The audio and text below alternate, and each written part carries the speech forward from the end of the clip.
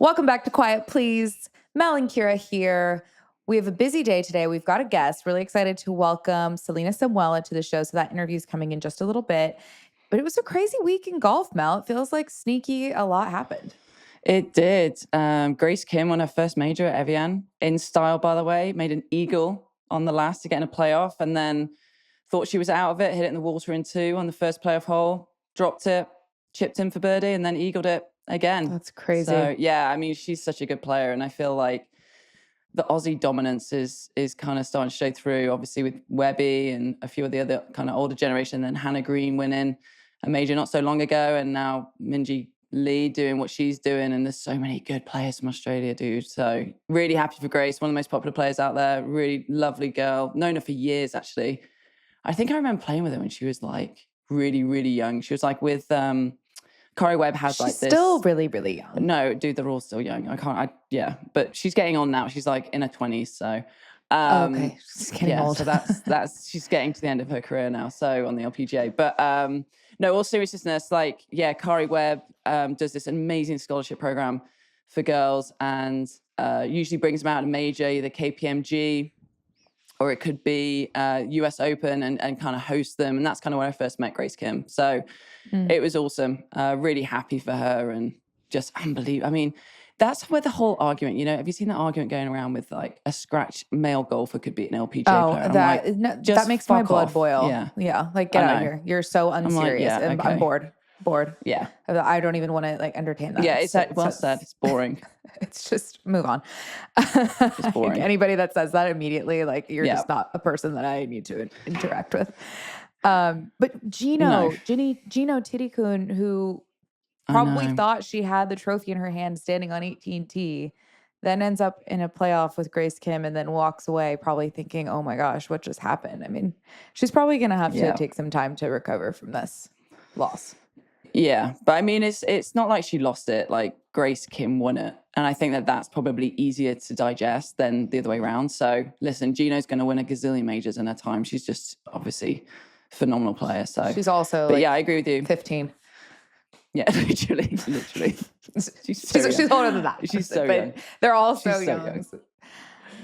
Yeah, it's cool. It's cool to see. But and then it's my favorite time of the year. Scottish Open last week on the men's side, and then the Open is this week, and then the women's AIG. So this is my favorite time of the year, Kira. Mm-hmm. All the accents that you can understand. Some coffee golf to wake up to in the morning. Mate.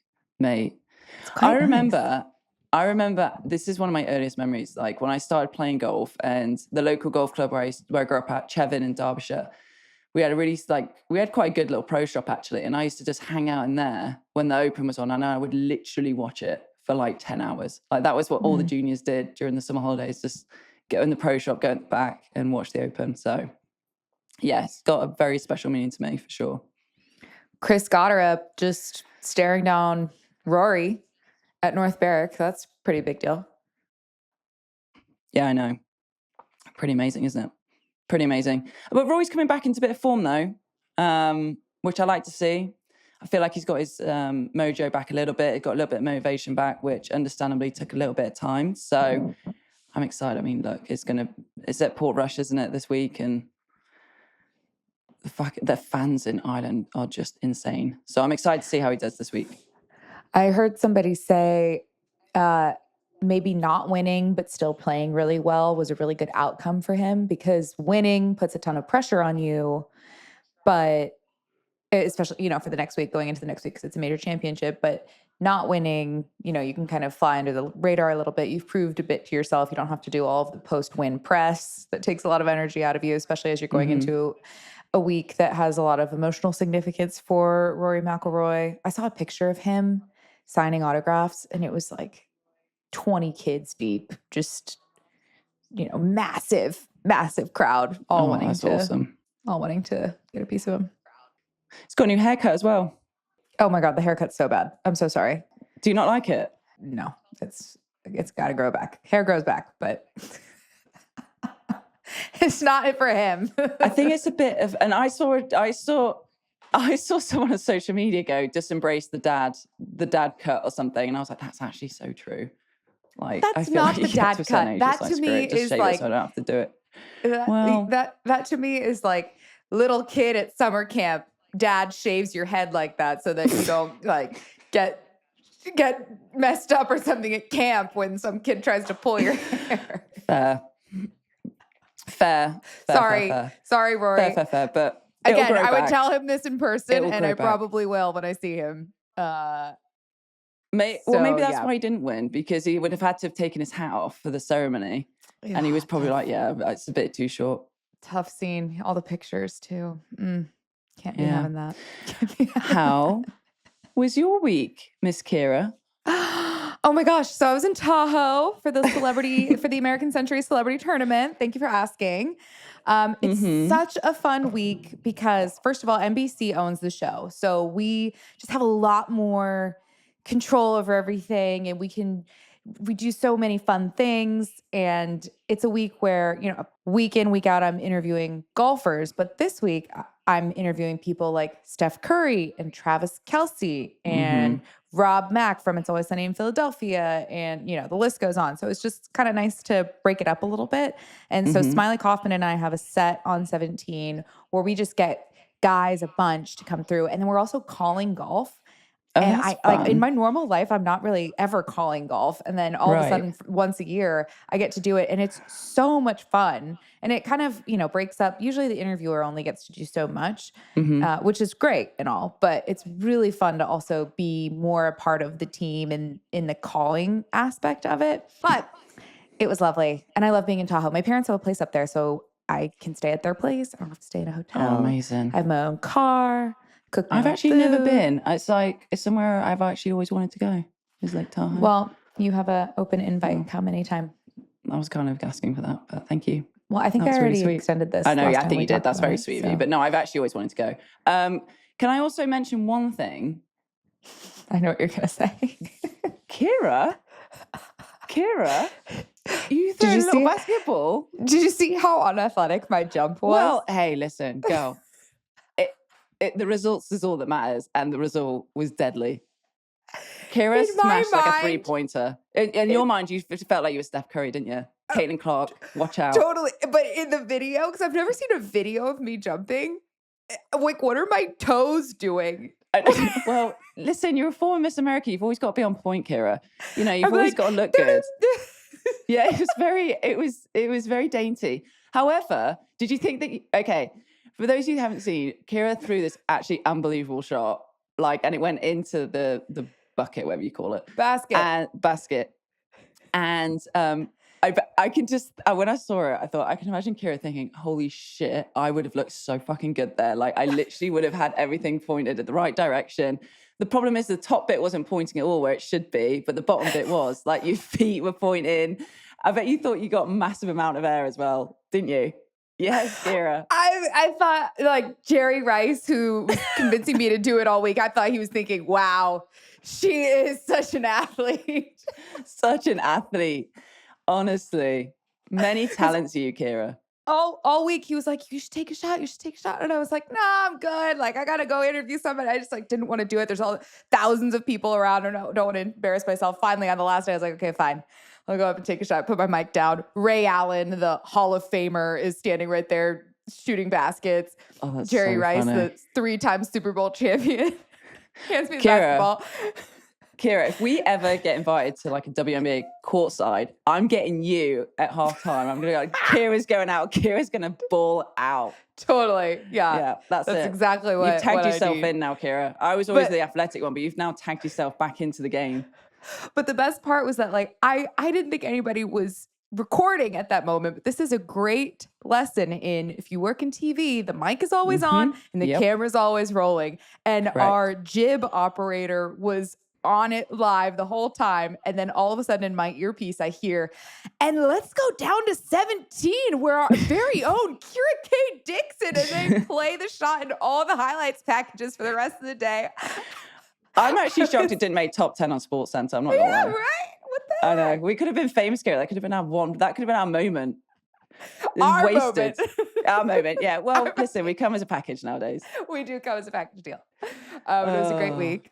Good. And you too had a lovely week in the mountains We in Colorado. did. Lovely 10 days. Yeah, we did. I don't know what has happened. We've always like wanted to move there eventually. I've said this before, we just feel very at peace and we love the outdoors and we just love it there. We love the vibe. We almost put a deposit on a house. You sound like me. That's what I'm saying. I'm like, I'm becoming more like you. You're becoming more like me with your athletic ability. I love it. Right? Well, all the best parts of us are rubbing off on each other. Yeah, it's fantastic. But no, we had a great time. Being me was like, we're going hiking every morning. I've got like this rucksack thing. I look very lesbian with it and I love it. I've got like walking sticks. I've got a rucksack. I didn't use the sticks. Embrace it fully. Because my mates at home took the absolute piss out of me. And I No, was like, you have to use the sticks. You have to use the sticks. Okay. I just have to tell you. They are very helpful. And Andrew and I went on a really long backpacking trip in Patagonia like 7 years ago. And we thought, okay, we're not going to take the sticks. We're not grandmas. Biggest regret, I still have knee pain from that trip, from carrying a 35-pound pack for 5 days. It was absolutely horrific. I will never hike without poles again. Okay, so my mates took the piss. So I've hiked all these, I took these poles out with me to Colorado and I've got all the gear, no idea. Anyway, so I planned this one hike that everyone was telling me to do. Like, it's not that long, but it's really cool. You go to like all the way from the bottom, up the top, through streams, really, really cool, through forests, all that stuff. Well, oh my God. So basically you're at altitude, which I've never struggled with. I'm fine with that.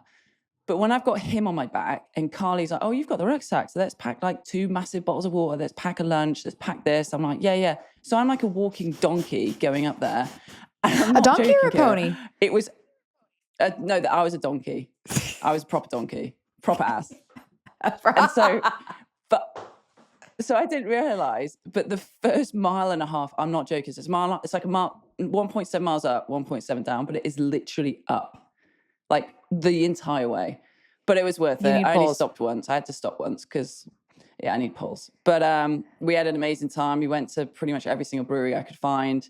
Mm-hmm. But it was awesome. It was a really good family trip. And Carly's dad came out for a couple of days, which was awesome. And Aww. we love it there. So we had a great time. So yeah. I love that. It was fun. Do you have any picks for Portrush or things to look out for the people? Oh, you see, my pick is going to be pretty obvious. I really do think it's going to be a European that wins this week. And I don't know why. Is it going to be Tommy Fleetwood? Tommy. I know. Tommy. Any chance to sing that song? I don't know. It'd be the one week I don't pick him that he'll win. But yeah, great. Then don't pick him. Don't pick him. I think Shane Lowry's feeling himself, but to go back to back, like, because he obviously won the last one there, it's going to be a big ask for an Irish guy to win over there. But I really think it's going to be a European. I just don't know which one. So yeah. Is it too obvious to pick Rory? Yeah. Okay, no Rory. Scotty seems like he struggles on these types of greens. Well, it's very different. You know it. You've played over there, haven't you? Like I've never played over there. Oh, have you not? Never, not once. Never, not once. Kira. All right, we're doing a girls trip. I was supposed to do it for my honeymoon, but then COVID happened, so we never did it. Yeah, I need to plan you a little trip as well, because we'll do the obvious ones, so but we'll plan. I've got a couple little gems that people don't know about. Well, people do, but Americans don't know about. It's just very different. Like, it's like, I can't explain it. That's why I really think playing a Scottish the week before is good, which obviously Scotty did. But yeah, you definitely get benefit from growing up playing linksy kind of stuff. Yeah, 100%. Because the greens he would have grown up playing in Dallas, Texas is not no what you're going to find they bump in Scotland. around. Yeah, they bump around a little bit. Like, the breaks aren't really, they're kind of like local breaks. Like, they're not necessarily exactly what you see. Even chipping around the green, like, it's quite difficult, I think, it's I'm not saying difficult, it's just different for Americans to come over. And normally you can just grab a lob wedge, sand wedge. Well, here you can literally chip with a 5-iron. And it just makes it a lot more creative. And I think it's a benefit to people or players that have grown up on that environment. That's fun. Which is why I'm picking a European. I just don't know which one.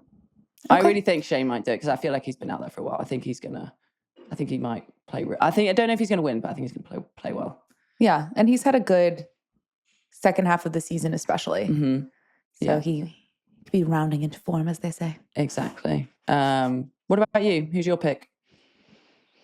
This was just about you. Okay, cool. Thank you. All right, great. I'll go with that. Okay. Tommy. Oh, I'd be sick if Tommy won. Can you imagine? We can just sing that the whole next episode. He was, oh my gosh, perfect. We'll do a full harmony rendition. He was runner-up last time it was played there. It was Shane was the winner, but Shane won by a lot. Like and then 6 or Tommy 7, was runner-up. Yeah. So it'd be good to see. There was this funny DM. This made me chuckle. To the Quiet Please account on Instagram, somebody messaged and said, G Joe 5E said, "Hi Kira, I know Mel does not read anything on here. Are you both going to be at Royal Port Rush for the Open? Love the show and both of you." Oh dear. I mean, they're not wrong. That's Kira's job, everybody. Yeah. Kira's organized. I'm just not. So, but I got a chuckle out of that. Yeah, that was true. You don't have a shush? You always want to shush something. Yeah, I do. Okay. So I'll let you go first, then I'll go, then you finish it off. Okay, fine. So my first shush is, and I'm so sorry to all the fans out there, it's Justin Bieber's new album, Swag. Agreed. Even Carly, massive believer. Is that what they call him? Beliebers, yeah. Doesn't like it. She's very upset. The reason why, and I have a reason, I think every album of an artist like this, there's got to be at least one banger. Like, give us something that's fun and happy and that makes you want to dance or makes you want to sing along, or like the reason you're famous is baby, baby, baby. Just like something. I know you're capable of making a hit, but every single one of these songs is so morose and so down and talking and emotional and it's like, I get it. You're an artist and you're therapizing through song, but give us one banger, please. So Carly mentioned, sad about that. I'm not a believer at all. I don't really like any of his music. It's a bit poppy for me, which is why you and Carly like it. But she said he just doesn't have, like, he's actually got really good vocals, obviously, and like he's not using them. And she's like, that's why I like him, because he's such a talented vocalist and he's not using his talent. It's just it's all moany and it's all in one key or one note or whatever. It's just not. No, I'm with you. It's not dynamic, and I'm sure that the more highbrow artists can appreciate it. Yeah, but I am neither highbrow nor an artiste, so therefore, it's a good shush. I agree with you. Thank you. Okay, so mine is, and this is one of I've become this person because of having a child. We were on the flight yesterday coming back from Denver. And to be fair, Kai was an angel, but there was a baby literally like in the row in front of us, but diagonally. And this baby would have been maybe 6-7 months old, obviously one of his first flights, and was just not happy, like at all. And it's a 3-hour flight, and the last hour, just the mother and the father, bless them, like the mum and dad just could not calm him down. And we've been there when Kai's just, sometimes you just can't. They're in a little space, like they just, you can't calm them down. And the guy behind was being such a prick about it. And I was just like it's funny, parents trying to help parents. So I was like, hey, does he want this toy? Does he want this? Does he want this? Yeah. And I'm like, we get it. Like, she's like, I'm so sorry. I'm like, no, dude, like, we totally get it. Like, it's a baby. You've had plenty of flights where Kai was probably not happy. And we're at the back of the plane, by the way. We're not like sitting in first class or anything. So like, this guy was just like, put his like hands on his ears and was going like just moaning and stuff. And then when he got off the plane, I heard him say to his wife, who they weren't sitting together, was like, that was hell. I'm like, dude, like, shut up. Shut up. It's a fucking baby and you're on a flight. Like, it's going to happen. I'm like, just do you not think headphones. The parents are trying to, they were absolutely trying their best to calm this baby down. And eventually it fell asleep, like as we were landing, typical. Yeah. That's happened to us. Literally, it's happened to us. Like, Guy's done that. And I'm just like, leave the poor little, like, leave them alone. Like, try and help them, you idiot. Yeah. Yeah. So instead of making everybody feel bad for a situation they can't control. Like it's awkward as hell when it happens, because you are thinking of everybody else. I'm so sorry. And like, it's amazing when that has happened to us, and the amount of like people that have come up to us going, oh, you're doing great. Like, here's some like toys or something. I don't know. And so I'm like, everyone just chill out. Like, it's a baby. Yeah. It's a baby. It's a baby. Well, it's a baby. Shush to that guy. Rude. Yeah, shush you. Prick. He is a prick. I agree. Thank you. I agree. I agree with your shush. That's a great shush. Thank you. Okay, so we have a very nice guest, really cool guest today, Selena Samuela. She is a big deal, famous Peloton instructor. So a lot of you probably take her fitness classes via Peloton. She's also TPI certified. She does golf mobility, golf exercise programs on Peloton as well. She kind of pioneered that for Peloton. She's one of the first people to do those sorts of classes for something like a Peloton. She plays a lot of golf, so naturally we just find each other on the internet and sent her some DMs, and she was very nice and joined the show.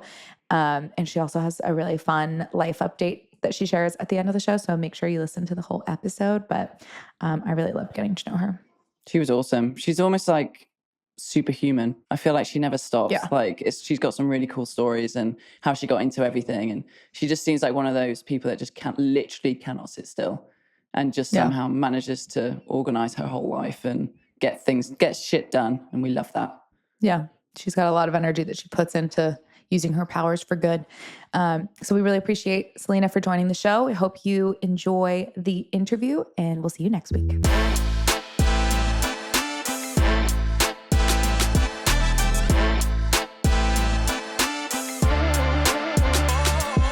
All right, Quiet Please is back, and Mel and I are very excited to welcome a special guest, Selena Samuela, to the show.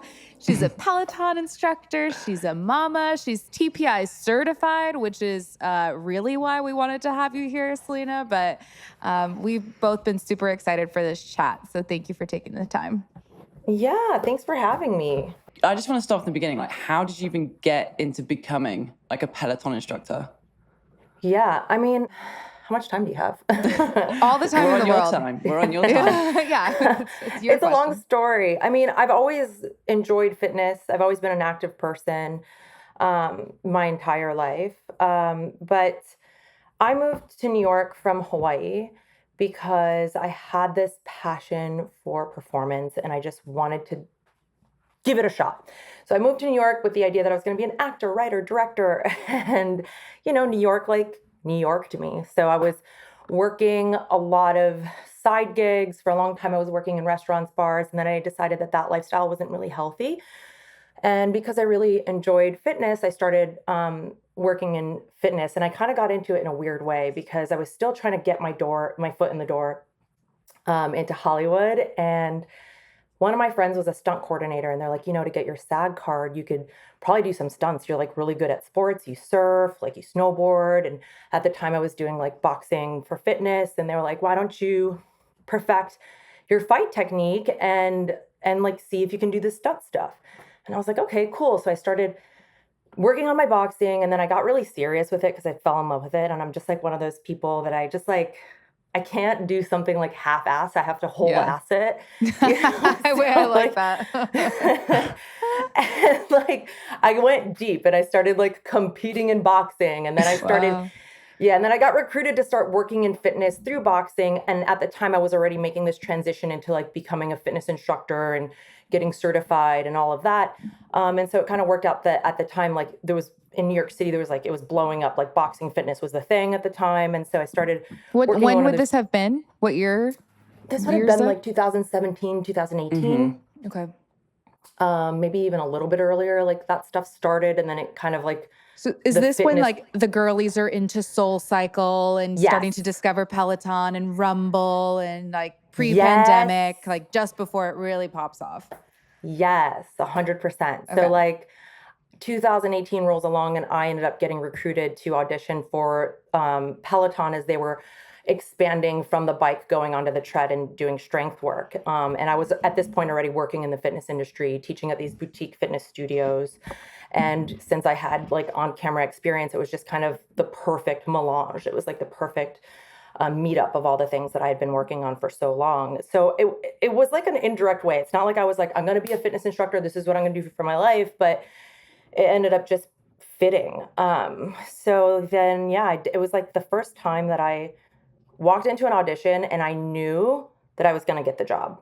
Really? Other audition, absolutely funny. Do you see the other people that are auditioning? Did you get to see who your competition was?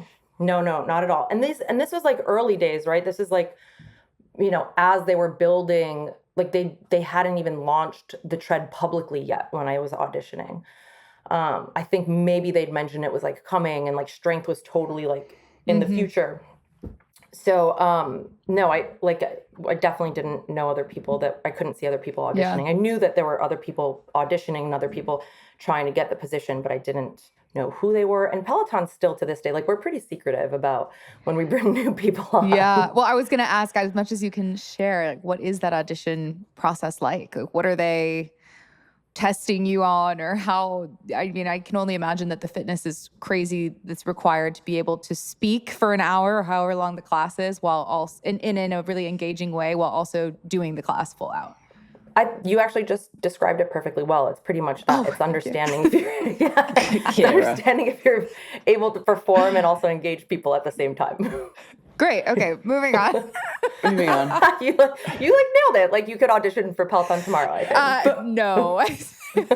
Are you going like as hard though? Like, do you know what I'm saying? Like, are you just like super duper fit and you're literally are like trying to get a workout in at the same time of teaching a class, or do you just knock it down a bit? Because I couldn't do that and then speak and not sound like ridiculous.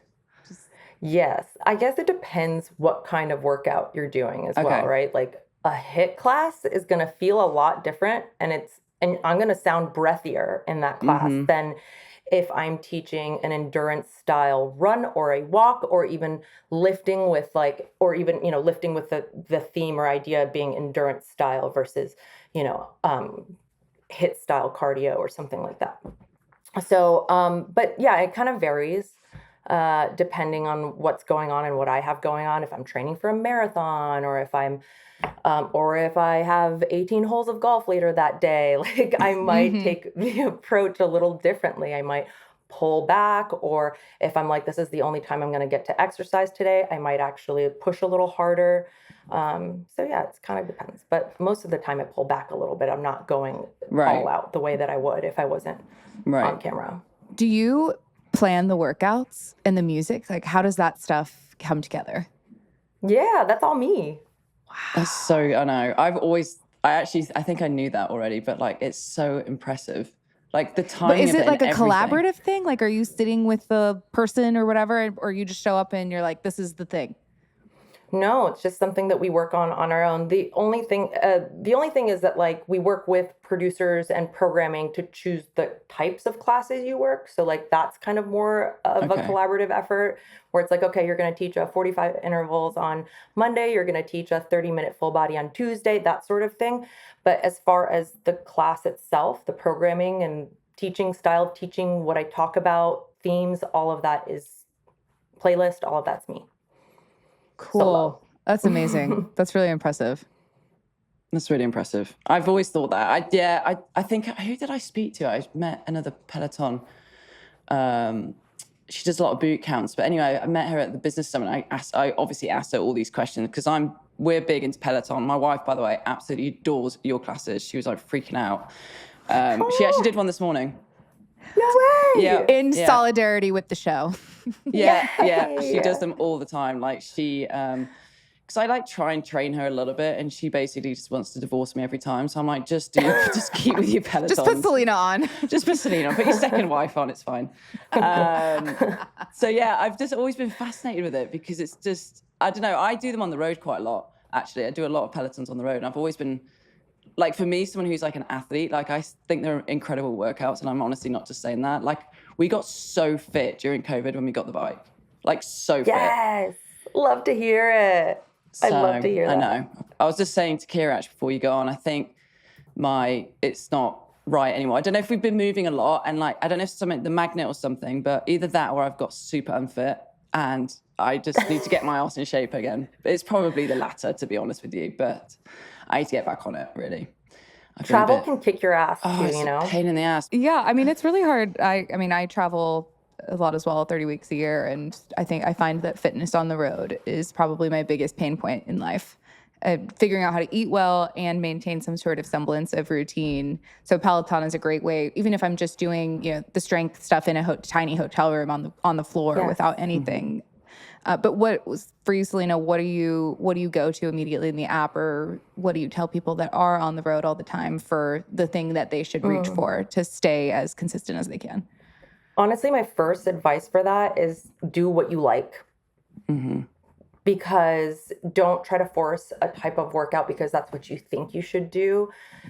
Do the thing that you are drawn to naturally. So if you're like, you know what, I really love cardio, like, and you're like, okay, but I'm 35 and I've been fed all this stuff that I need to lift. Well, if you really don't like it and you're lacking the motivation, like, do the thing that you like first, because then that will maybe help you get to the thing that you are supposed to do. So, and if you're on the road and you're like, okay, I'm running out of time, I'm not super motivated, or do the thing that you like to do. If space is limited, if you can't, go outdoors for a run, or if you don't have a treadmill and maybe, then of course there's so many options there. There's strength, there's yoga, but I think starting with like doing the thing that you like to do is the best. Like if it's yoga, then yoga. If it's maybe you like boxing, then there's shadow boxing for you available. Maybe you like Pilates, there's Pilates available for you. There's just so much on the app that you can find that can be up to your speed. And what's your favorite to teach? That's a hard one because I like different things for different reasons. Like I myself am a runner. I love to run it, but I'm a runner in the way that it's kind of it's my meditation. I'm not very good at sitting still. I'm just not. It's very relatable. So I really like to run because I focus on my breath. I get really rhythmic, and I can kind of zone out and let go of all the baggage. So I feel passionately about running, and I get some of that like endorphin high when I teach, and so I think that's really wonderful. But then, I'm someone, obviously being a trainer, I think about longevity a lot, and I'm a mom, so I think about like how to live longer, stronger, and not just be a sideline cheerleader in my son's life, but an active participant. And because of that, I know strength training is so important. So I also love teaching strength because I know how important it is and how crucial it is, especially for women. So yeah, I don't know if that's really hard. I didn't even answer the question. No, you totally did. You're passionate about fitness. Yeah. In all forms. And it's so funny, isn't it? Like the narrative in women now is like, it used to be, don't lift because you're going to get really big and really, bulky. And it's actually now the research is like, actually, we need to lift because like it just, the longevity and the bone structure and the muscle and all this stuff. So yeah, retaining bone mass, muscle mass. Yeah, it's just so interesting how the narrative, like now we actually have research of the women's body, and we don't not just getting taken off what the men do. And so it's super interesting to me. Like you listen to like, I've mentioned her a couple of times. Is it Stacey Sims? Love her. She's Dr. Stacey Sims. She's amazing. She's amazing. Unbelievable. Like I read, she's got a couple of books. I read both of them. I was like, wow, like women need to read this because we're taught in such a, like, this is what the male does. So surely it should translate. Yeah. So she's and also like a lot of this research, wasn't, they really just weren't using women in research around this stuff for so long. I mean, and we know this across so many industries, including golf. And so it's really wonderful to see more folks out there and people with legitimate backgrounds in this stuff talking about it, and so we can learn and become healthier versions of ourselves. I live in a world, as you guys do too, where I scroll on Instagram or TikTok and every other video is like, oh, you should be doing this or you should be doing that, or you need more creatine, or you should be lifting more. Your running is bad for you. Running is good for you. I have weird puffy face for some reason. All of these crazy myths or whatever. What are the myths that drive you the most nuts? And what, like, if somebody is just really trying to get into managing their basic health, what are just a few things that they should focus on to start towards a basic health journey that's actually going to be beneficial to them, not some crazy Instagram crap? Yeah, I think we touched on it a little bit, but I think when you, in a world where everyone's telling you this is good, this is bad, this is good, like you just get two opposite theories thrown at you constantly.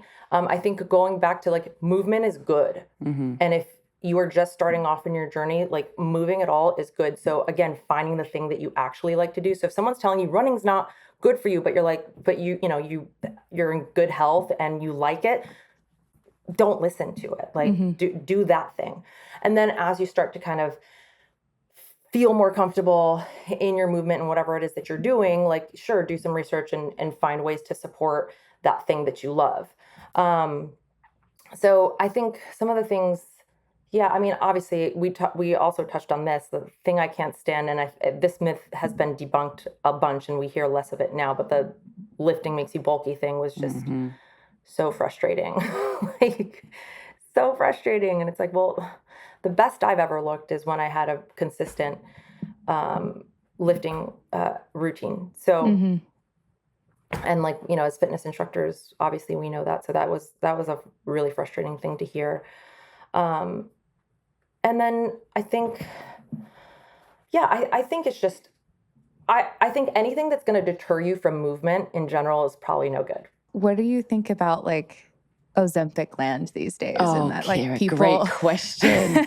and that people I know think that I was gonna say something, but then I was like, oh, I don't want to get in trouble. Well, if you don't want to, it's fine. But I just think it's so funny. People like it's like a magic pill, which it is for a time. But my understanding is like if you stop, then it really you can put it all back on, or it really messes with your organs. I don't know. What are your thoughts? Honestly, I'm not a doctor, and so I'm not really, or a nutritionist. Like I'm not really equipped to give these professional answers. I can tell you just from a personal perspective, I'm very wary of it. From my understanding, the drug was designed for not people who are in a healthy weight, people who have, or actually I think it was designed for diabetes, correct? Yeah. And so I also know that there really hasn't been enough research on it, like as far as long-term effects, and that's kind of scary to me. So, unless I'm a candidate because I have diabetes or am morbidly obese, I am personally going to stay away from it. So, I don't have either of those things, so I'm just not a candidate for it. So it's just not my business. Yeah. It's super interesting though, isn't it? I don't know. It's a wild world. I was walking through on the Upper East Side a couple of months ago. I was in New York City, and there's a pharmacy on Madison Avenue. And they had a huge chalkboard sign out front that said, "Women of New York, we have Ozempic." No, stop it. That is so bad. So fantastic. I mean, that's just the way the world is now, isn't it? Quick fix without doing anything. It was so, You've probably walked past this pharmacy. It's like got all like beautiful flowers. It looks like a French cafe on the corner of, in Paris or something. And it's just perfectly designed for somebody to come in and get, pick up your Advil, your Tiger ointment, and your Ozempic. You mentioned before growing up in Hawaii. How did that come to be in your family's life that you grew up in Hawaii? I moved to Hawaii after high school, and then I ended up going to school there. I was just like, I didn't have it clear, I wasn't like, I want to be a doctor, I want to be a lawyer, or I have this career. Like, I just had no idea. But what I really knew, because I had tried surfing a few times, that I wanted to surf, and I was like, that's where people go to surf, so I'm gonna go there. Where in Hawaii? And that's kind of like how I've lived my life in general. I'm like, if I want something, I just go 100%. I lived on Oahu. Wow. Ooh. Beautiful. I actually was going to go surfing yesterday, but then a video came up. Actually, my buddy said, I saw it and I didn't really look into it. And then my buddy sent it to me last night. There was like a massive shark, among the surfers yesterday. It was like getting a stingray and it was flapping around the water. And yesterday was the first time in ages I was going to go surfing. So that would have been my luck.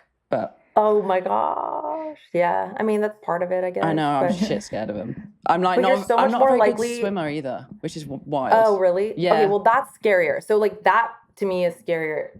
Statistically, you're so much more likely to die in a car crash than you are to even get bitten by a shark, not even killed by a shark. Yeah. So I know, but you got to remember. I know. You have to remember, but I know it is scary though. I've been in the water with sharks and it is scary. Yeah. It's not. That's a no from me. I will be real quick. I know. I don't have the physical strength for it. the courage. I tried to go surfing in I grew up in strength. San Francisco, and I tried going surfing in high school a million times, so like Santa Cruz and stuff like that. And I would just like be huffing and puffing and try and paddle out there. And as soon as you get there, like first of all the people that can actually surf are just staring at you like, what is this? What is this kook doing here?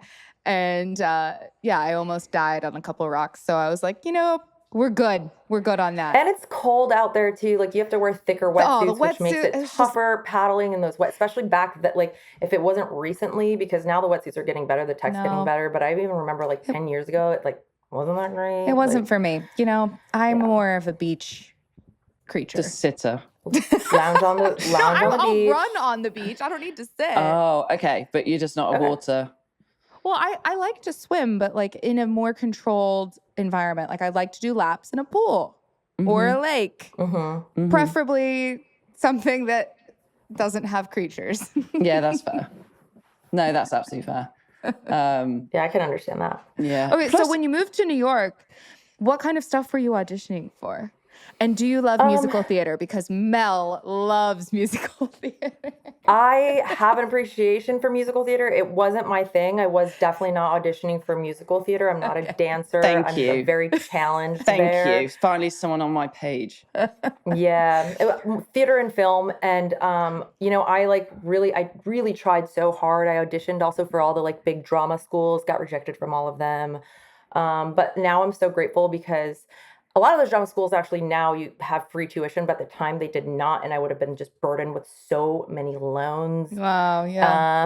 And I actually have a really crazy story about this. So the same year that I auditioned for Yale Drama School, I auditioned for all of them, but this one's Yale specifically. There were two Shakespearean monologues that I was like trying to like decide between. I ended up choosing one that like maybe wasn't as cool. It wasn't the ingenue. It was Queen Margaret from a like kind of more obscure. It was like Henry VII. It was a more obscure play. And I ended up going with that one. And then like fast forward a few years later, I'm working at the boutique, one of those boutique fitness studios, and then I like just got the job at Peloton. And one of the girls that was working front desk there had gotten a position, and there's only like 6 or 10 people that get the position, gotten the position the year I auditioned for that school, doing the monologue that I chose not to do.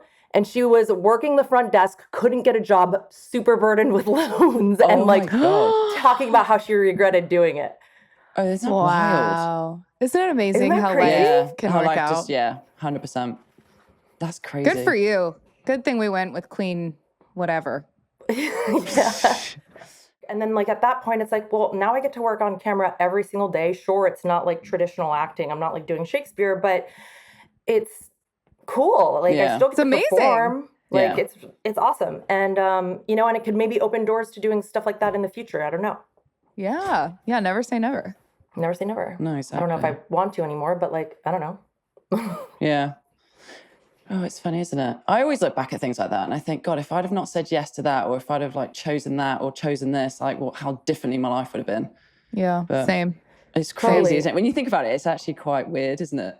Like or the things that like you get rejected from, or the times that you get that no and you feel so miserable at the moment, and then you look back and you're like, wow, thank God. Yeah, I know. Thank God that didn't work out, whether it was that relationship, that job, whatever it was, like that could have been so toxic for me, or that just wasn't right for me. And in the moment you're like so devastated over it, but in the long term, you're like, wow, that was really like the universe just looking out for me because something better was ahead. It's nuts, isn't it? So how did you get into golf then? So have you always played golf? Now let's talk about the real thing. Sorry. The golf did you pick it up like later on, or how did that start? Yeah, I mean, golf, like for me, growing up, I just didn't think it was for me because, I kind of grew up moving around. I grew up in Italy first, and then when I came to the States, I was in like a little town in upstate New York, and I didn't grow up with a lot of money either. And so in the places that I was, like in Italy, I was in this tiny farm town. Like I didn't even know golf existed at all. I like seriously, like my family didn't know that. Wait, can we back up to the Italy thing? Were you born in Italy? Why were you in Italy? Or do you speak fluent Italian? I do. Oh my gosh, amazing! But you don't have any accent I don't at have all. accent in either language. I like moved right at the right time. I was How in old were fifth you? grade. Wow. In fifth grade. Yeah. And then like, we'd go back to Italy, but my mom's Italian and my dad's American. And so that's how we ended up in both places. But yeah, it was just kind of like, anyway, golf wasn't a thing. Like I just didn't even know about it when I lived in Italy. And when I moved to the States, like I said, the States is kind of different from the UK. Something I noticed in the UK, it's like golf is a little bit more for everybody, regardless of economic status. And like the best courses, like I went to Ireland, the best courses are like public courses and people are like everyone has access to them basically. Everyone has access, where it's here. I mean, there are public courses and it's starting to change now, but for a long time, it was very much like an access thing. And like, for being first of all, I didn't know any women that played at all. And it was only like kind of wealthy white men that played at this one tiny country club. And so it just wasn't, in my mind, it was like not for me. And then fast forward, years later, I'm in New York City and teaching fitness. And of course I learned about golf as like an adult in a different way, but I hadn't really started playing because it was like, okay, this is probably something that's going to take a lot of time. And it just didn't come in my life. My physical therapist started playing golf and started telling me like, oh, you should try it. Like you would love it. And we're really good buddies. And, he would like nerd out with me about it. And then I started dating somebody who was like a scratch golfer, and he is now my husband. But at the time I didn't realize though what that was, right? He was just like, oh yeah, I play golf. And I was like, cool. And he invited me on a date to go to Chelsea Piers. And that was like, Solid late 2019. Date. Yeah, it was fun. First time I ever swung a golf club in my life. It was like, I don't know, sometime in the late fall of 2019. And then I didn't really pick it up until early 2020.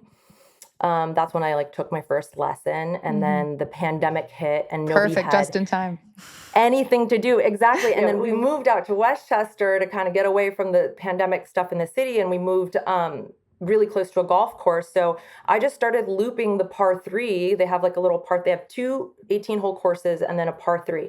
So I just started on my own, like looping that par 3 course, because I was like, what else am I going to do? We're not allowed to like be around each other. And so I did that, and then started taking lessons once people were allowed to be around each other again, and like and he helped me like develop a swing. And then I started getting really nerdy about it because I'm a like fitness person. And so I've always been interested in bodies in motion. And so swing mechanics became like really interesting to me. And then I ended up on golf. Full ass. Exactly. I don't half-ass anything. I full ass everything I do. So I just went full ass on golf. And then, kind of like, because I'm in the world of fitness and just love learning about movement and bodies moving, I just started kind of digging into this other side, the fitness side of golf and mobility and that sort of stuff. And that's why I ended up getting TPI certified. And I use my husband as a guinea pig because he's like... Fantastic. Well done. But now you've created all of this content for Peloton. Yeah. So I created all of this content, all the golf content that's on Peloton, the golf program. It's golf strength classes and golf mobility classes. All of that's on Peloton. And it's a lot of the stuff is, principles that I learned through becoming a TPI certified trainer and also using my husband as a guinea pig for a long time.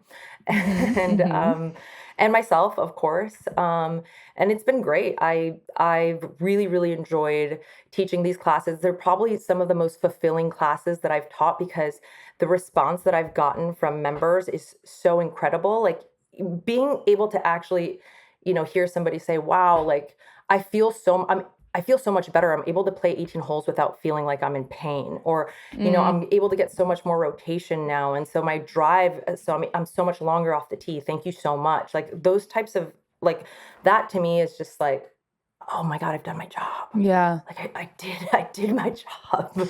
And it's like you've almost brought like where you didn't have accessibility growing up playing golf, like you've almost brought that back like full circle, because it is really difficult. I have so many people, talk to me and go, where should I go? Like, I don't know a trainer. And I'm like, oh, obviously I have a few like opinions on it.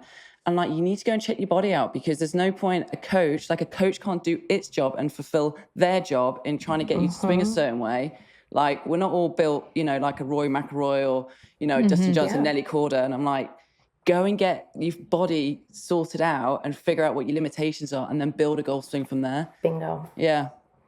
So bingo. Yeah. Everyone's going to have a different swing, and there's an efficient way to swing based on what your body mechanics are. But obviously you can always improve no matter, and on Peloton, obviously I can't see what people's limitations are. So I'm kind of generally speaking about these things, but generally speaking, if you improve strength and if you improve mobility, you're most likely going to be able to then work with a coach to improve your swing. So it's like I can't change your swing, but I can help you change your body to get you then to a coach who can go, oh, okay, I've got more to work with now. Yeah, 100%. Is there anything that you've noticed in your research and really diving into it that is specific to women's bodies when they're preparing for golf or trying to have their bodies be more strong or to be stronger for golf?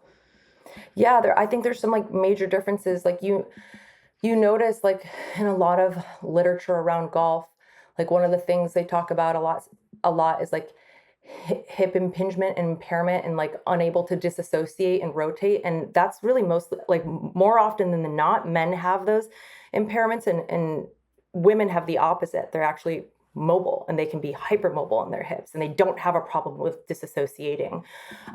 That's personally one of my bigger issues is I rotate really fast through my lower body, but then my upper body gets, it kind of hangs back and I end up in overextension.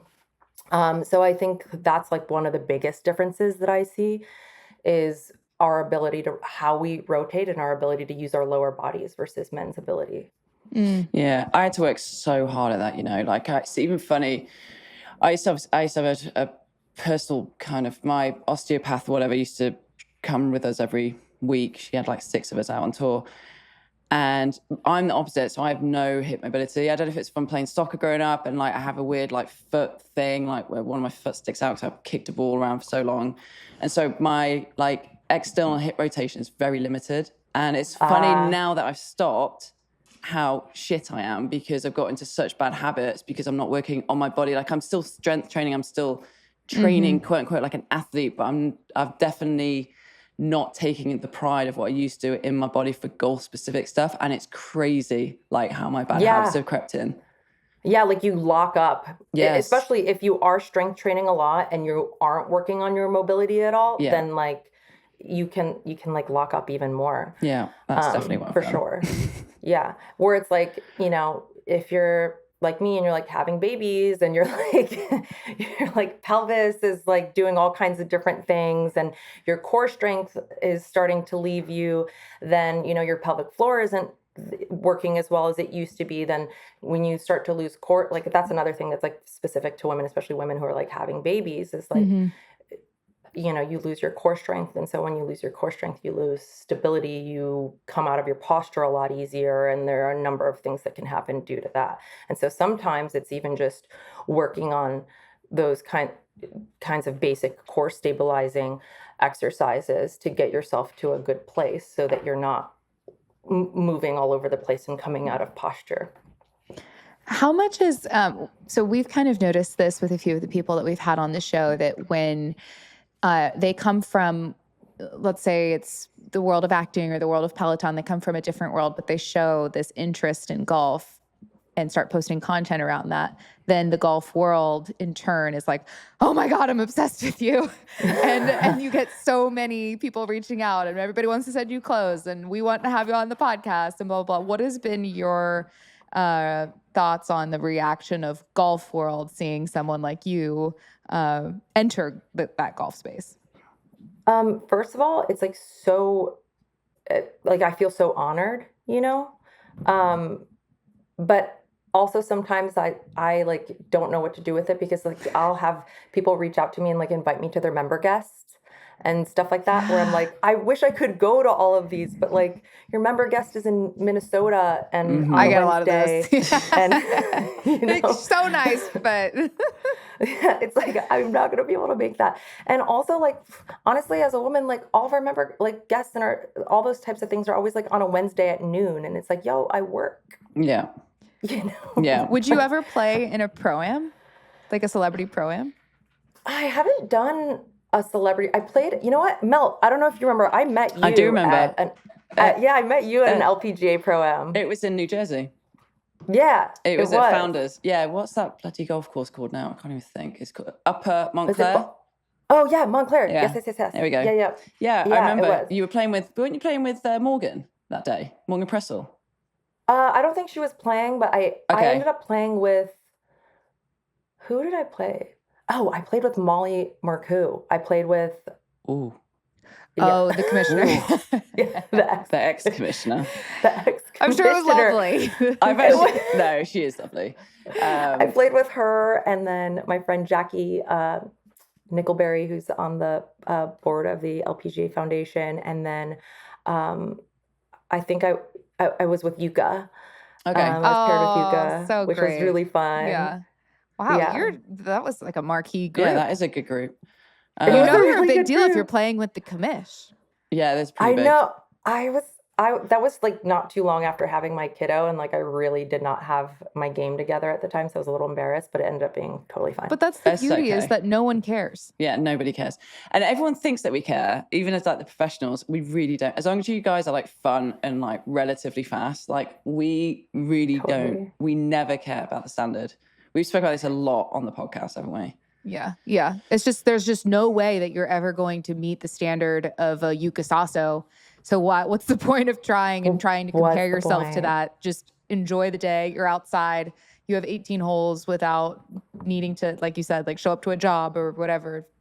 Great. Exactly. That's it. That's all anyone cares about. No, yeah, I totally would do more of those.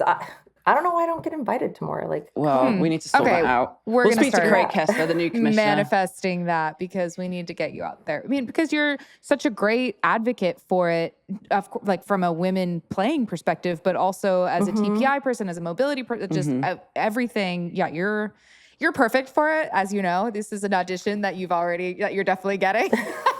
Yeah, exactly.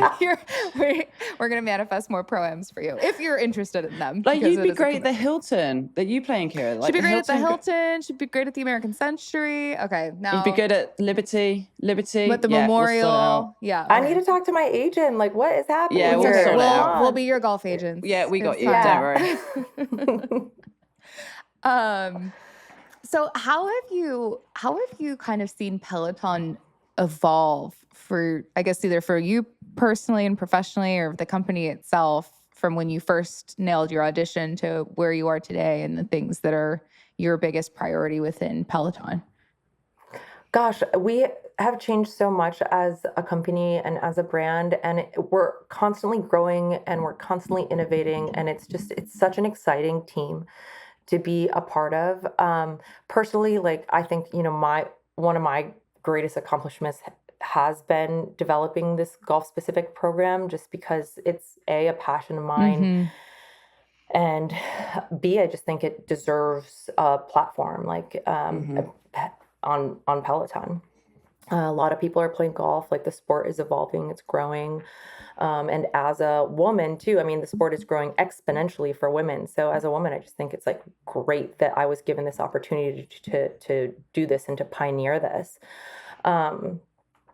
So yeah, it's constantly evolving. There's so much new stuff coming out all the time.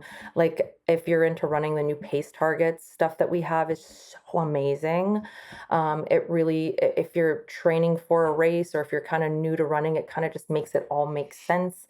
And it packages everything really perfectly for you. And then, for strength training, there's just so many options. Like, we now have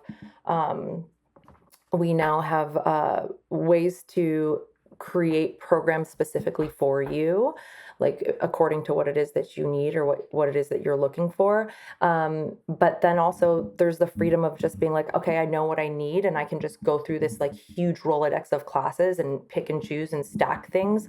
So it's great if you're somebody that wants like something really programmatic. We have so many programs. And if you're somebody who wants kind of the freedom to just like pick and choose and do whatever you need, we have that. And there's just like so much new content. When I first started, it was just bike and then just running. and then running and walking, and then boot camp, and then strength. And then strength turned into so many different avenues too. Then we had like shadow boxing and Pilates, and now we have bar, and there's yoga, and there's so many different kinds of yoga. So there's just really something for everybody now. And we're going to continue to evolve and create and just do really fun, innovative stuff for folks out there. Mm-hmm. And how do you navigate all this with a family? Obviously got a young family. Yeah, I was going to ask. And like going through pregnancy while also teaching classes at this level. Yeah, honestly, it's hard. I'd be full of crap if I were to say that it was, at least for me personally. I don't know about anybody else, but it's not easy to get up there in front of a camera when you're going through pregnancy and to be like, hey guys, here's my rapidly changing body. And sometimes it's like, ta-da! Yeah. And then for the first, X amount of weeks, 12 to 14, 15 weeks, I can't tell you why things look really different and why I'm moving differently or breathing differently or or maybe this isn't how she, I normally teach really challenging intervals and maybe those intervals aren't as challenging anymore. What's going on? So it's that can be pretty challenging because you just want to, you want to be able to be like, oh no, guys, I'm actually just pregnant. I'm not slacking. I swear. I'm not hungover. Yeah, exactly. This is fine. This me heavy breathing. This is normal. I'm going to be okay. I'm not going to pass out. It's just, but, yeah, so that kind of stuff can be difficult. And then, but for the most part, members have responded so positively to it. And as far as internally, we're so supported in our journeys as mothers and parents at the company. So that's good to hear. That part's easy. The personal, oh man, I got to show up and be this person on stage and I'm totally, experiencing something insane right now, fatigue, whatever, but I can't really share about it. And then once you can share about it, it gets a little easier. Yeah. Has Peloton ever done any pre and postpartum? Yeah, they do. Do they? They do. Robin has a great program. Anna has a program for yoga. Robin has strength program. And then I think there are also collections that are pregnancy safe collections, I believe. Oh, Carly did them. Of course, I knew that. Carly did them actually. Yeah. And then there's a bunch of us that were super pregnant teaching classes too. And generally, if you see us really pregnant and we're teaching, that's probably going to be a pregnancy safe class. Yeah. Right. Yeah. I would hope. Yeah. Oh my gosh, that's amazing. I always find it. I mean, even I found it hard navigating all that, having a little boy and stuff. So yeah, that's right. You have a family now too, Mel, and that must be. Yeah, it's crazy, and I didn't physically push him out, so I've got that going for me. I've still got my pelvic floor to somewhat of a degree, but we don't really get supported on the LPGA. Because I wasn't the birthing mother, even though we went through IVF, we went through reciprocal IVF. So I had to do all that stuff. I told Kira that I did the hard work. So I had 3 weeks without not being able to drink alcohol. So it was very challenging for me, Kira. Egg retrieval is no joke. I mean, do you know what? I felt amazing on it. Really, I honestly felt better on it than I did. You're opposite. You and I are opposite. You're I can't, my hips don't move. No, I love hormones. I'm no. So I'll tell you guys, I haven't really told anybody this. I haven't even told Mel yet, but I'm going to do an egg retrieval in July. And just as a, not just a precaution. Just mostly as a precaution, things haven't necessarily gone to plan. So as a precaution, but yeah, I don't know. It's kind of a weird, crazy thing to think about. How is your body going to be on all these hormones? Yeah. And obviously it processes quickly, but it's just super individual. I've had people that have had horrific experience, and then I've had a few people, Marina had a great experience on it. Marina Alex, I had a great experience on it. It's completely and utterly individual, but yeah, totally. It's things we do, bloody hell. That's really exciting for you, Kira, by the way. Yeah, that's congratulations. And that's such a... No, for real, though. It's not easy. Yeah. Yeah. Yeah, it's I don't know. Moment. It's crazy. It's weird to think about. But and exciting. smart, like smart and totally smart. Like, Yeah, because I'm Yeah. 30. How old am I? 9? 33. Shut up, Mel. You jerk. Yeah, you see, I'll you're always- young. You see, you're young, but like I tell all the girls on tour, I'm like, once you hit like 33, 34, like I would honestly just consider it, like even if nothing, like because you don't know how, in a weird athletic world, like girls, they do want to keep playing. Like, of course, it's difficult to just kind of not give up your career, but things do change. Like, it's really, really hard it was hard for me, and I didn't even give birth to our son, but like a few of the players that have come back, like Stacey Lewis, Atha Munoz, they're like, it's really fucking hard because I don't have my ab muscles anymore. Like my pelvic floor muscles, like blah, blah, blah, blah, blah. Like traveling with a kid is really difficult. We're going country to country. And so I always recommend to my friends, I'm like, just get it. Like I would have recommended it. But that's just my personal opinion. Yeah. I think that's so smart. And also, just to piggyback on that, this is a little bit off topic, but kind of on topic. One of the things that nobody talked about and that I think is just so crucial if you do end up having a baby and getting pregnant and you are an active person, especially like a game like golf where your core is so important, pelvic floor therapy. Pelvic floor therapy. Carly did that. Okay. So what is important. pelvic floor therapy for the people that don't know? Yeah, so I mean, it can span a number of things, right? It could be actual manual stuff where they're like literally going in there and working manually to help you and help ease tension and then gain strength back into your pelvic floor, because when you give birth, there's a number, you lose a lot of strength, you tear. There are a number of things that can happen to change your core strength, your inner core strength. So, but once you kind of get past the like basic repair stuff and working with somebody on strengthening your core again and strengthening your pelvic floor again is so crucial to supporting your spine. This happened to me, and I've talked to a number of women who kind of try to get back into exercise or sport too early without doing that work. We end up with like back injuries is the most common one, like slip discs, stuff like that, because we just really haven't built that core strength yet, or there's still a lot of relaxin hormone there, so things are still super loose. And yeah, I ended up with like lower back issues for so long because I just kind of pushed it a little too early, and I was like, trying to hammer, like I was really into like I wanted to do like long drives, and I was like really into the really far, and like, I'm gonna be a professional long driver. That would have been really fun. That journey would have been epic, to be fair. There's still time. Honestly, and I was like crushing it. I was like hitting the ball so far, but it was like too much, too fast, and then it was like so you're It was not full okay, ass. girl. Full You need to. It was ass. too full ass. It was way too full ass, and now I'm back to like, no. How about like you actually like learn how to like strike the ball at the right time? How about that? Let's learn how to chip.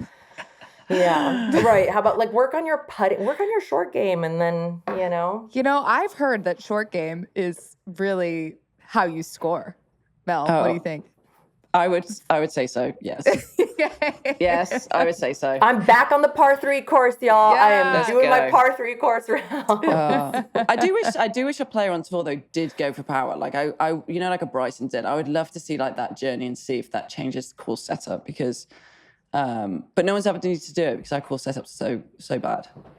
Oh, I loved actually what you talked about recently about challenging setup and KPMG. play. Yeah. Thank you. That was brilliant. Who'd have thought? The points you made were so wonderful, and I love the solutions that you came up with. You're like, play to our players' strengths, like make the fairways more narrow. Yeah. Like women are amazing with accuracy. Like, Yeah.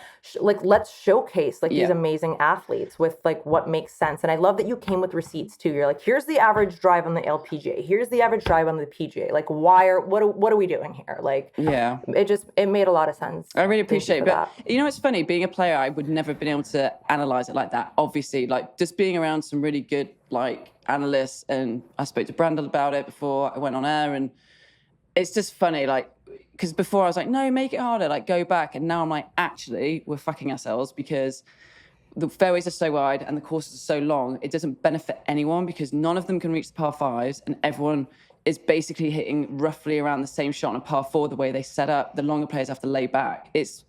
And so looking at it from that, so I'm glad you enjoyed that. Because it's something that is just, you narrow the fairway up the rough so the longer players can have a chance of getting on because they're hitting wedges and 9-irons, but the shorter players can't. But the short players don't miss. I could get into this for hours, but don't miss fairways. They don't miss exactly. And exactly. If they're driving at 240, they're not missing. No, the fairway. they don't. They literally don't miss. We have girls that don't miss fairways all week. Ever. Like it's crazy. Like nuts how accurate these players are. It's so amazing. I mean, that's one of the reasons I love watching women's golf. It's just it's so incredible to watch that kind of skill. They're so good. Yeah, they are. So good. They're incredible. It's a real skill game as opposed to bomb and gouge over the men's tour. Yeah, that's true. Which is fun too, and it's its own thing. And I think you're right. Like, I don't know. One of the things that I talk about a lot when people are like, women's golf and like, what would you like to see? And I really would like to see better storytelling around women's golf. We've been talking about. You're preaching to the choir for years. Yeah, I actually had because it's like BS when people are like, oh well. It's so misogynistic when people are like, well, there aren't really, like, women are just, like, on the tour more boring. I'm like, they made the Kardashians not boring. Right. Yeah. Like, you can make anybody have a good literally story, nothing but to someone say. has to tell it. That's actually a great point.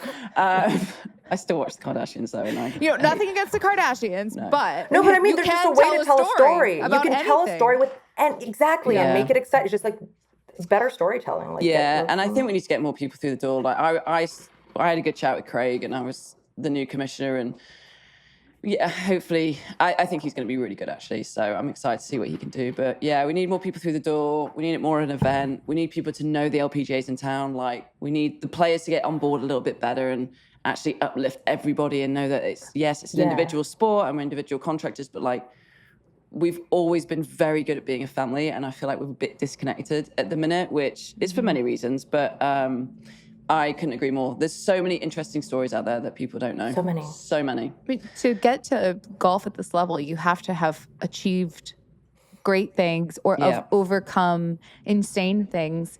And you don't hear about the players from Korea and Japan that are in the States and traveling on the LPGA, often alone or going hotel to hotel or trying to navigate living life in a completely different country and not speaking the language and and then that story manifests itself so many times over and over, no matter where you're from. But I mean, the men can tell the stories.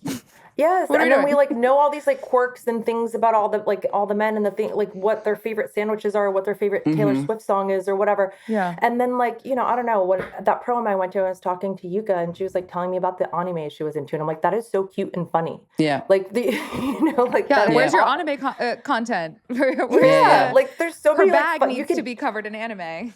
Like we could do so many fun. Like you could do so many fun things around that, and like there's just. I don't know. I agree with you. I agree with you 100%. 100%. I don't mean to like... But it would help if we invited people like you as well. I was going to say, and we need to get Selena to be playing in the pros. Yeah. Like, that would also help us. It would make us cool. So... Make us cool, Selena, please. Yes, please. You're already home. Please help us.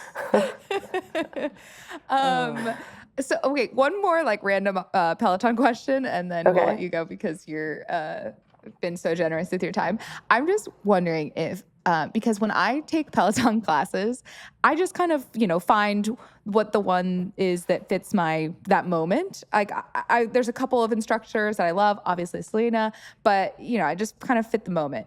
Do you have members that are like in every single one of your classes? They are Selena lifers. Yeah. Like, Carly. What's Carly, like? my wife. Okay, Carly.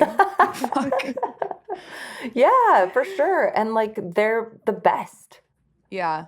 They're the best. And like thank God for them, because then, I probably wouldn't have my job. Yeah. I'll let Carly know you're very thankful because she's obsessed. I'm so grateful. No, honestly. I love her. Please don't encourage her. I'm so grateful. She spends more time with you than me at the minute.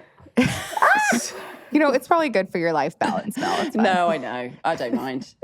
I'm not mad about it. I'm not mad about it. But she's in great shape, so thank you very much. Yes. She's in great shape. Love to hear it. Yeah. Shout out to the lifers. Yeah, shout out to lifers. Yeah, aka Carly. Oh, dear me. All right, Selena. This was so interesting, and I feel like we could pick your brain forever on everything. But we will be seeing you at a pro-am sooner rather than later. Yeah, definitely. I 100%. feel like all the ones on this side, though, I don't know. Are you guys coming back to the East Coast? I can't even remember how this No. works. Not anytime soon, right? Well, not till you'll be in Florida later, like in November or something. Yeah. No, I don't What's think your What's your schedule like? Like what's your weekly commitment type of thing? It really it kind of varies month to month. Right now, I actually just changed my schedule to be in the studio less, but then once I'm in the studio, it's much more concentrated. So in the past, like I could kind of like do things while I was in the studio. Now it's like when I'm on air, like when I'm in the studio, I can't like, that's it. That's my life. And usually it's only like 1 to 2 weeks a month. Oh, that that's I'm like great. actually filming. And then the other time it's like I'm doing more behind the scenes stuff or like kind of, but I don't have to actually be in the studio recording content. So that's like when I can do all this other type of, like I could go to pro-ams, I can do, I'm a New Balance athlete as well. So I can do events with New Balance or whatever it is that I want to do, or be a mom. That whole thing. And that as well. Or work on outside projects or golf more. Like I never, like when I'm on air and I'm in studio, I never play golf. And then, I've been trying to play a lot more while I am off air, although this year has been kind of, but hopefully next year I'll be able to play a little bit more. But also, you guys edit this, right? Yeah. Also, I'm pregnant. Oh my God. LOL, you can't tell anybody for the first however long. But you might be able to tell, depending on when you guys air this, you might be able to air congrats. that. So things are going to change. So I don't know if I can come to your programs in Florida because I'm due in December. Oh, damn. Oh, congrats. That's amazing. But, and so I'm amazing. actually currently going through what I was describing earlier of like, oh God, things are changing and I can barely breathe in this class that like normally would be a so nothing sorry class to bring me. up your current trauma. I know. Shit. We're good at that. Sorry. Oh, that's Selena, awesome. I'm so happy for you. Thank you. Yeah, we're really excited. Oh, that's so exciting. Yay. We're so good happy for you. We feel honored that you told us. Oh, thank you. Yeah, that was awesome. I really hope that this isn't like, I'm hoping that my golf game will be like, okay, during this actually, some women are like, oh my God, my golf game was like the best when I was pregnant. I was just like, because I was like so much more like my center of gravity was lower. I was just more stable. But I didn't have that experience in my last pregnancy. In fact, like I have just gone worse at golf since having a kid. So have I, And mate. it could be due to many other factors. So have I. I had to quit. I had to quit. Playing less. Yeah. I basically I had to quit. Oh, But dear. I have a friend that her name is Ashley Mayo. She works in the golf world, and she would always talk about using her stomach as a training aid. She's like belly button to the target. I love it. Just, like, instead of belt buckle to the target. Literally. And she was like, it's just like helps me like thrust myself over because I have much more to thrust. And I was like, okay. I love that. Yeah. I love that. So brilliant. I'll give it. I'll try. give it a I'll try shot. it out. Yeah.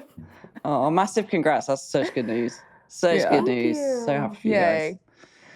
Thank you. Lena, this was so much fun. We're going to see you on a golf course soon. Congratulations. So happy for you. Yay. And I'm sure we'll talk to you soon. Yeah, thanks. Yay.